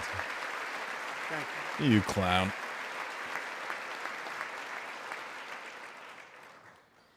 Thank you very much. From the patriots of Lexington and Concord to the heroes of Gettysburg and Normandy, from the warriors who crossed the Delaware to the trailblazers who climbed the Rockies, and from the legends who soared at Kitty Hawk to the astronauts who touched the moon, Americans have always been the people who defied all odds, transcended all dangers, made the most extraordinary sacrifices, and did whatever it took Okay, to thank defend God he's our wrapping children, up. our country, and our freedom. And as we have seen in this chamber tonight, that same strength, faith, love, and spirit is still alive and thriving in the hearts of the American people. Despite the best efforts of those who would try to censor us, silence us, break us, destroy us, Americans are today a proud, free, sovereign, and independent nation that will always be free, and we will fight for it till death. We will never let anything happen to our beloved country, because we are a country of doers, dreamers, fighters, and survivors. Our ancestors crossed a vast ocean, strode into the unknown wilderness, and carved their fortunes from the rock and soil of a perilous and very dangerous frontier. They chased our destiny across a boundless continent. They built the railroads, laid the highways, and graced the world with American marvels like the Empire State Building, the mighty Hoover Dam, and the towering Golden Gate Bridge. They lit the world with electricity, broke free of the force of gravity, fired up the engines of American industry, vanquished the communists, fascists, and Marxists all over the world, and gave us countless modern wonders sculptured out of iron, glass, and steel. Sculptured. We stand on the shoulders of these pioneers who won and built the modern age. These workers who poured their sweat into the skylines of our cities. These warriors who shed their blood on fields of battle and gave everything they had for our rights and for our freedom. Now it is our time to take up the righteous cause of American liberty. And it is our turn to take America's destiny into our own hands and begin the most thrilling days in the history of our country. This will be our greatest era. With God's help, over the next 4 years, we are going to lead this nation even higher, and we are going to forge the freest, most advanced, most dynamic, and most dominant civilization ever to exist on the face of this earth. We are going to create the highest quality of life. Oh my God, build wrap the it up, safest Donald. and wealthiest and my healthiest God. and most vital Shut up. communities anywhere in the world. We are going to conquer the vast frontiers of science, and we are going to lead humanity into space and plant the American flag on the planet Mars and even far beyond. No, don't clap. Don't stop him. No, God. Doesn't it sound like, because this is supposed to be the poetic part of his speech, doesn't it sound like a wood chipper? Like a blender?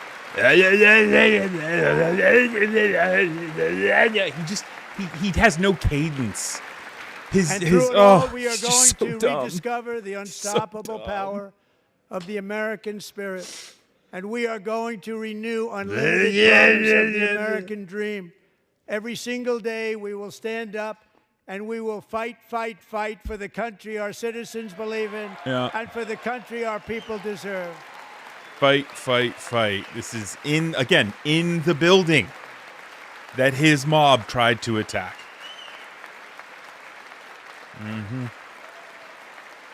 Fight, fight, fight. It's always a fight with Donald. The coward who never actually gets into the physical fights, right? The bone spur coward.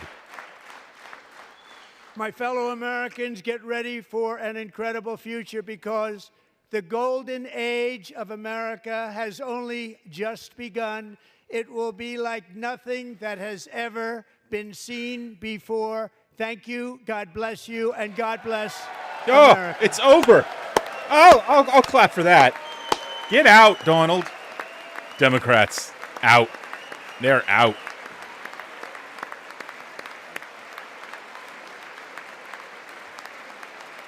Yep. Yep, they're out.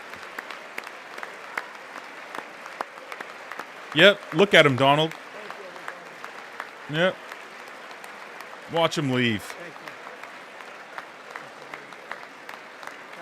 Yep. Pathetic. Pathetic, pathetic, pathetic. Attacking the lowlights of the night, right? Having to kick out Representative Al Green, calling Elizabeth Warren Pocahontas as she claps for funding Ukraine's efforts to fight off the warmonger Vladimir Putin and Russia. This guy is a fucking clown. Excuse my language. I that's 2 hours of my life that I wish I had back, but not so much because I got to watch it with you guys. I was reading your comments. Lenny, thank you so much for joining us. Stephanie, thank you. There were a few others in here. Monica, I think Monica had to leave. Sierra Trees, who was commenting. Greg, I think, was also commenting quite a bit. Grant was commenting quite a bit. I mean, what did we expect from a night like tonight? It was a campaign speech because this guy is a clown. He is lazy. He is surrounded by lazy clowns. He spends all of his time golfing. All of these words about how I'm going to usher in this great economy and it's time for a new America is complete and utter bullshit. It's utter nonsense. Did we hear anything when it comes to what he's going to do for families who want to put groceries on the table? He got a kid into the military academy. Okay, what are we going to do about the millions of other children who want to go to college, Donald? And anything about that? No. We renamed the Gulf of Mexico. Oh. MAGA Republicans. Wow, you guys are so fucking great. You clowns. And so here we go again. Another 2 years of them having the majority, of nothing getting done. It's all just promises. Oh, it's the golden age. Oh, the economy's going to soar. But farmers, you got to hang with me for a little bit, right? Because it's going to be hard. But, but no, it's going to soar.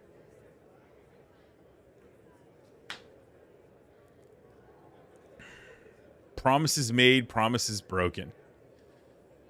And then, of course, his sycophants around him just... They loved every minute of it, of the nearly, what was it, hour and over an hour and 30 minutes?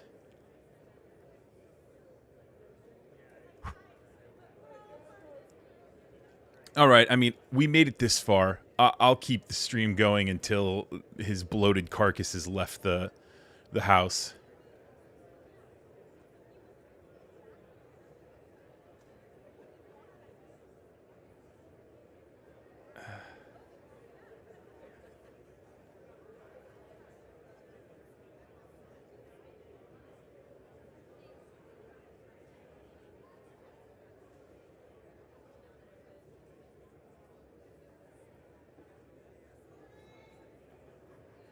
It's just so weird.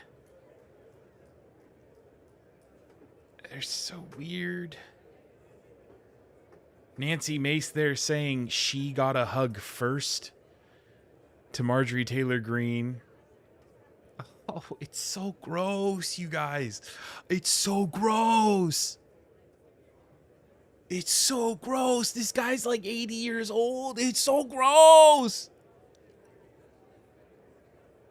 The dude's a con man. The dude has literally a career of like just terrible business decisions. And they're like, yeah, he's great.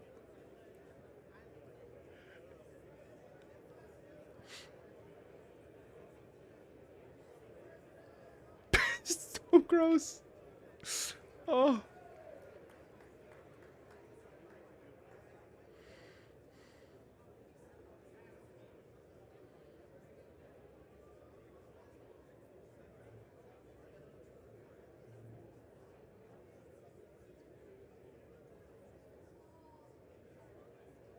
All right, there he goes. Ugh. Ugh. Just ugh. What a disgusting night. Another stain on our country's history. The chair declares the joint session of the two houses now dissolved. It's over. Thanks for everybody who was watching over on Facebook. If you're over on Facebook, you should check out the channel on YouTube, youtube.com/reflectnews. And if you're on YouTube, I'm also on Facebook at facebook.com/rflctvid.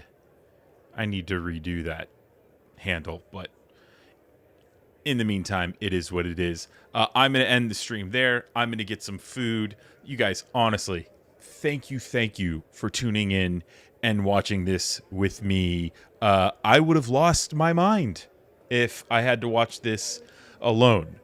So thank you. I hope you guys have a fantastic night. Don't let this clown get you down, right? I'm sure we're going to have some great reactions to this speech, if you even want to call it that, whatever that was. And then tomorrow we get right back to work, putting in our time to resist these clowns. So thank you. Have a great evening. See